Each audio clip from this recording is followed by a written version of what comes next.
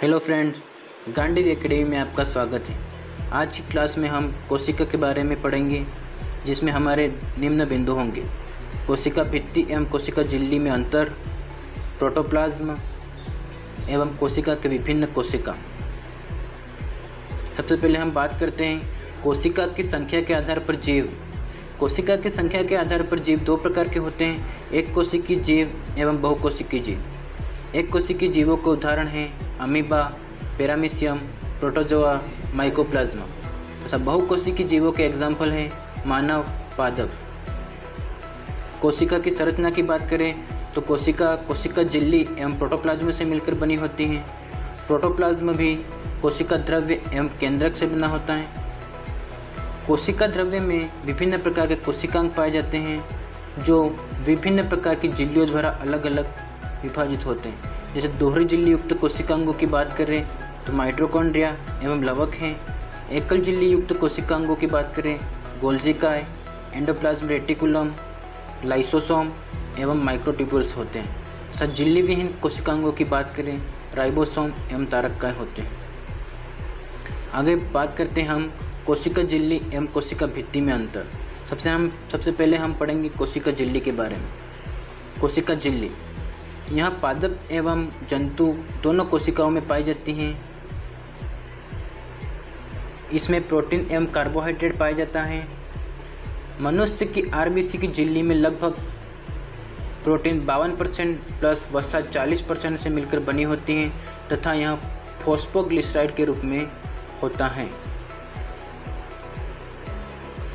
इसके स्ट्रक्चर की बात करें तो इनमें लिपिड बाइलेयर होती है, outside cells and inside cells पाई जाती हैं। इसमें प्रोटीन का ट्रांसपोर्ट होता है, फॉस्फोलिपिड्स की लेयर होती है, कार्बोहाइड्रेट्स की चेन पाई जाती है। इसका मुख्य कार्य है कोशिकांगों की सुरक्षा करना। यह चयनात्मक एवं अर्धपारगमी झिल्ली की तरह कार्य करती है। यह अंतःग्रहण का भी कार्य करती है। नोट: जीवाणु कोशिका में झिल्ली पर श्वसन एंजाइम पाए जाते हैं। आगे हम बात करते हैं कोशिका भित्ति के बारे में। यह पादप कोशिका में पाई जाती हैं।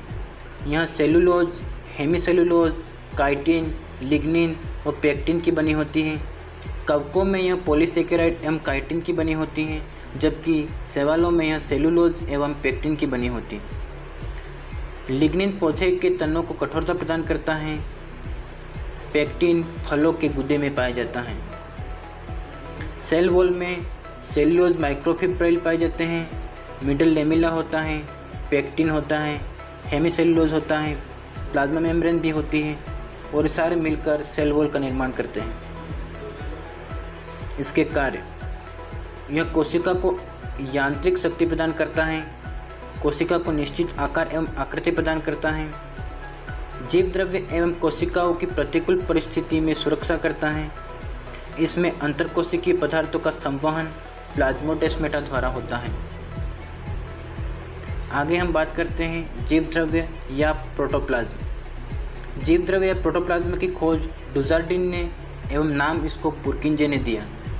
हक्सले ने इसे जीवन का भौतिक आधार कहा है, क्योंकि इसमें जीवन के सभी गुण मौजूद होते हैं। इसमें कार्बोहाइड्रेट, वसा, प्रोटीन, न्यूक्लिक अम्ल एवं खनिज लवण पाए जाते हैं। विभिन्न कोशिका: सबसे पहले हम दोहरी झिल्ली युक्त कोशिकांगों की बात करते हैं तो लवक एवं माइटोकॉन्ड्रिया। लवक की खोज तथा नामकरण हेकेल ने 1865 में किया। सिम्पर ने 1885 में प्रकाश संश्लेषण में भाग लेने वाले लवकों को क्लोरोप्लास्ट या हरित लवक नाम दिया। जंतुओं, कवकों व प्रोकैरियोटिक कोशिकाओं में लवक नहीं पाए जाते। लवकों के प्रकार: लवक मोस्टली 3 प्रकार के होते हैं: अवर्णी लवक, वर्णी लवक एवं हरित लवक। भोजन केशिकात्व क्रिया द्वारा पादप के विभिन्न भागों में पहुंचता है। अवर्णी लवक यह 3 प्रकार के होते हैं: एमाइलोप्लास्ट, यह स्टार्च का संचयन करता है, इलियोप्लास्ट, वसा का संचयन करता है, एल्यूरोप्लास्ट या प्रोटीनोप्लास्ट, यह प्रोटीन का संचयन करता है। नोट: हरित लवक, इसमें क्लोरोफिल पाया जाता है जो पौधों को प्रकाश संश्लेषण में सहायता करता है। ये क्लोरोप्लास्ट की संरचना है। Outer membrane, granum, thylakoid, lamella आदि इसके पार्ट्स होते हैं। प्रकाश संश्लेषण की क्रिया। प्रकाश संश्लेषण की क्रिया में 6 अणु हाइड्रोजन के और 6 अणु कार्बन डाइऑक्साइड के सूर्य के प्रकाश की उपस्थिति तथा पर्णहरित द्वारा ग्लूकोज के अणु तथा 6 अणु ऑक्सीजन के बनाते हैं। प्रकाश संश्लेषण की प्रक्रिया में नीले और लाल प्रकाश में सर्वाधिक व हरे व पीले प्रकाश में न्यूनतम होती हैं। आगे हम बात करते हैं माइटोकॉन्ड्रिया। इसकी खोज अल्टमान एवं फ्लेमिंग ने की तथा नाम सी बेंडा ने दिया। इसे अर्ध स्वायत्तशासी भी कहा जाता है क्योंकि इसमें स्वतः जनन की क्षमता कोशिका द्रव्य के अंदर रहकर ही होती है। इसे कोशिका का शक्तिग्रह भी कहा जाता है क्योंकि ऑक्सीशोषण के दौरान निकलने वाली ऊर्जा एटीपी के रूप में संचित रहती है। माइटोकॉन्ड्रिया प्रकाशीय शोषण की क्रिया में भाग लेने वाला प्रमुख कोशिकांग है। इसके पार्ट्स की बात करें, इसमें matrix, granules, ribosomes, inner membrane, ATPs आदि होते हैं। एकल झिल्ली युक्त कोशिका। एकल झिल्ली युक्त कोशिकांगों में हम सबसे पहले बात करते हैं एंडोप्लाज्मेटिकुलम यानी अंतद्रव्य जालिका। कोशिका झिल्ली और केंद्रक के मध्य एक जालिका नुमा अनियमित कलायुक्त नलिकाओं के जाल को अंतद्रव्य जालिका कहते हैं। इसकी खोज कीथ पोर्टर ने की थी और यहाँ 2 प्रकार की होती है, चिकनी अंतद्रव्य जालिका एवं खुरदरी अंतद्रव्य जालिका। चिकनी अंतद्रव्य जालिका यह वसा एवं हार्मोन के निर्माण में भाग लेती हैं, जबकि खुरदरी अंतद्रव्य जालिका यह प्रोटीन संश्लेषण का कार्य करती हैं तथा इसकी सतह पर राइबोसोम पाए जाते हैं।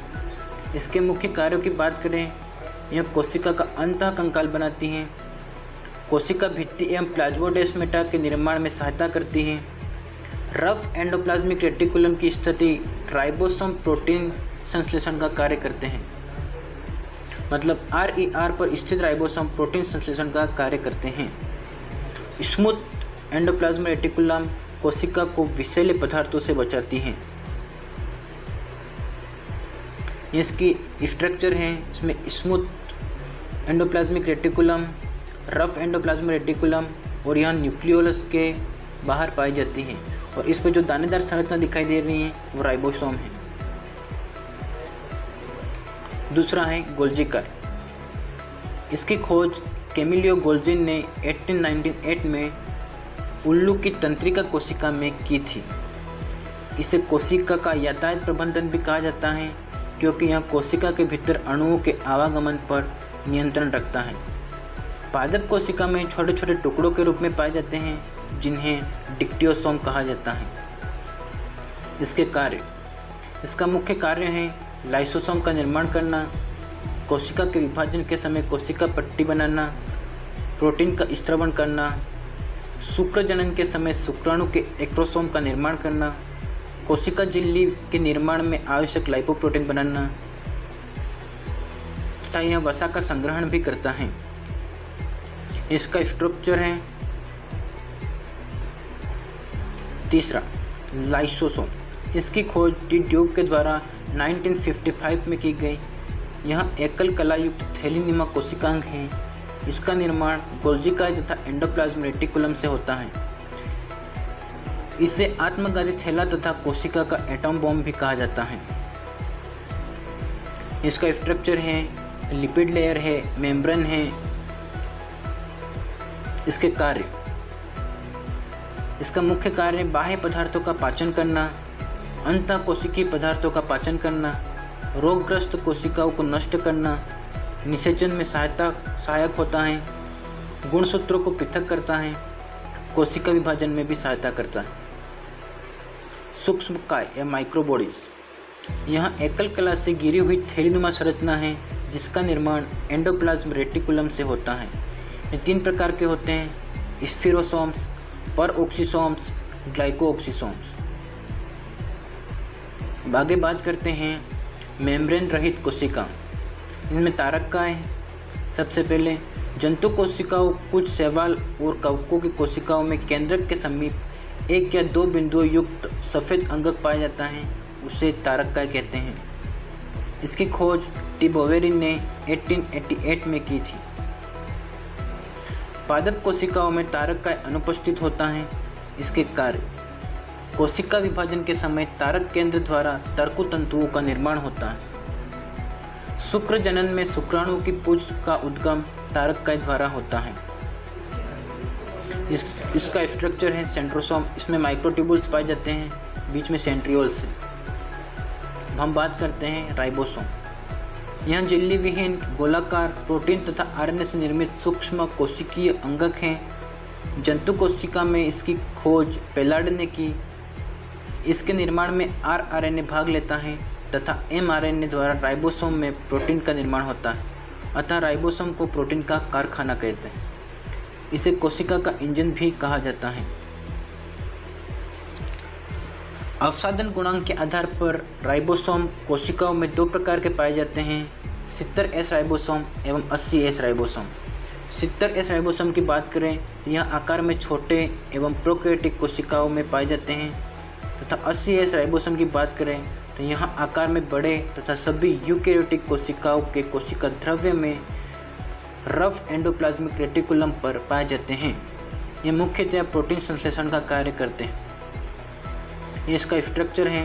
इसमें राइबोसोम पाए गए हैं, प्रोटीन साइकिल है, स्टॉपिंग है, एमआरएनए पाए जाते हैं। अन्य संरचना: सूक्ष्म नलिकाएं, कशाभिकाएं तथा पक्षविभिकाएं। अन्य है रिक्तिका।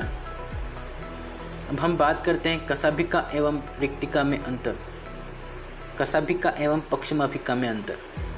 कशाभिका एक कोशिका के सिरे पर पाए जाते हैं। एक कोशिका में 1, 2 अथवा 4 संख्या में होते हैं, जबकि पक्षमाभिकाएं कोशिका के चारों ओर पाए जाते हैं। तो एक कोशिका में 300 से 1400 तक संख्याएं होती हैं। यह लहर के समान गति होती है।